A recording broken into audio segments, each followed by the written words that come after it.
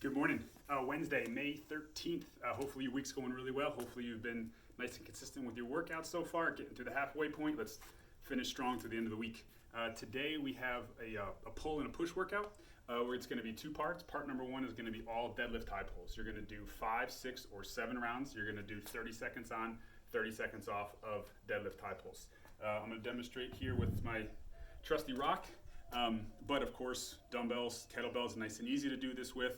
Whether it's a pair of dumbbells, a pair of kettlebells, a single kettlebell, or whatever other object you've been using for your workouts and stuff. So let me just demonstrate a few for you, and then we'll kind of go over some of the technique of it, which you guys, I'm sure, all know very well. But making sure that I start in this down position, having my hips back in this hinge. All right. Pull those shoulders down and back. I'm going to stand. I'm going to squeeze through my hips and my glutes. Pull to my chin. Stand, squeeze and pull. Stand, squeeze and pull. Really want to make sure that I fire. Really want to make sure that I fire everything up, getting as tall as I possibly can.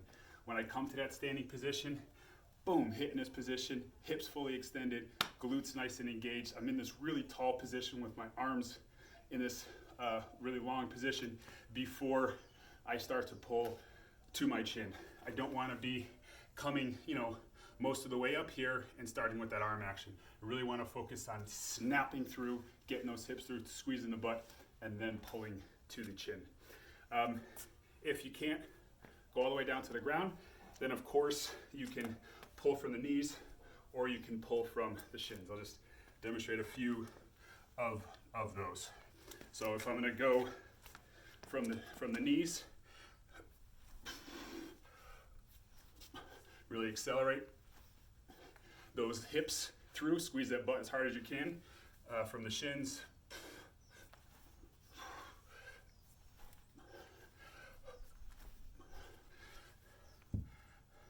again, really just focusing on how fast can I get to this position. From having those hips back in that nice deep hinge position, really getting into those hip creases, and then snapping them through as hard as possible. We want to make sure that we're not starting in a squat position. So, right, the difference with that squat position is squat position, have that torso more vertical, hinge position, I'm getting those hips back. So it's a difference of loading on that deadlift high pull, on that hinge, loading the back side of my body versus that squatting position where I'm loading more of my quads. So again, one more time, in that bottom position, making sure that my hips are far back here. That'll also give me a really long distance to generate a lot of power, bringing my hips through to that full extension position. And I can really snap them through. All right. So 5, 6, or 7 rounds, 30 seconds on, 30 seconds off. Just get after it, as many reps as you can in each of those 30-second work periods. After that, we're going to go to, everybody's going to do 5 rounds of this next one. It's going to be push-ups and dips. So for here, you have the option of, there's going to be 3 variations of push-ups that we're going to do, and then dips. We're going to do diamond push-ups, 5 to 10, regular push-ups, 5 to 10, and then wide push-ups, 5 to 10. You're doing back to back to back. Then immediately you're going to do dips, as many dips as you can do. You're going to rest for a minute, and then you're going to do it again. So throughout the course of those 5 rounds, if you're doing 5s of everything each round, you're going to end up doing 75 push-ups. If you do 10 of each of those push-ups, you're going to end up doing 150 push-ups throughout the course of those 5 rounds. And then as many dips as you can manage. Obviously, those number of dips is going to drop off it's going to drop off somewhat throughout the course of those 5 rounds. So, and of course, I can do everything on the ground.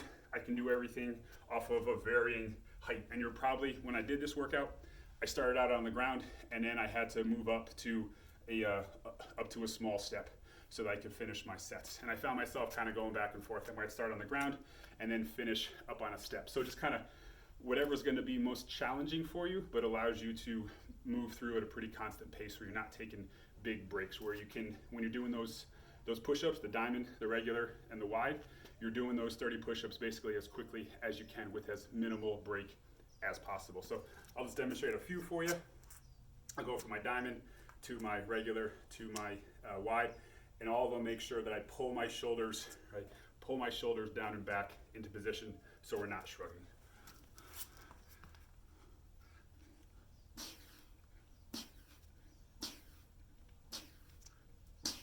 All right, I'm gonna go regular.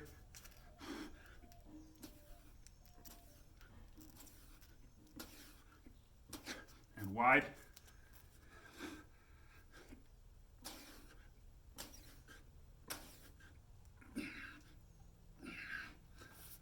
Okay. So again, that was just 5 of each. You may choose to be doing 10 of each, whatever is going to challenge you the most. From there, after each set of those, I'm going to go to my dips, and I'm going to do as many as I can. Right? Our 3 basic positions: knees bent, legs straight, or up on another object. Hands out at 90 degrees or forward, but whichever way your hand position, make sure we start out nice and tall. Really pull really strong through the lats, through the shoulder blades, keeping our torso as tall as we possibly can. The butt's gonna go straight down, and the body's gonna stay nice and tight to the bench, to the chair, to the box, whatever it is that I'm doing my dips on.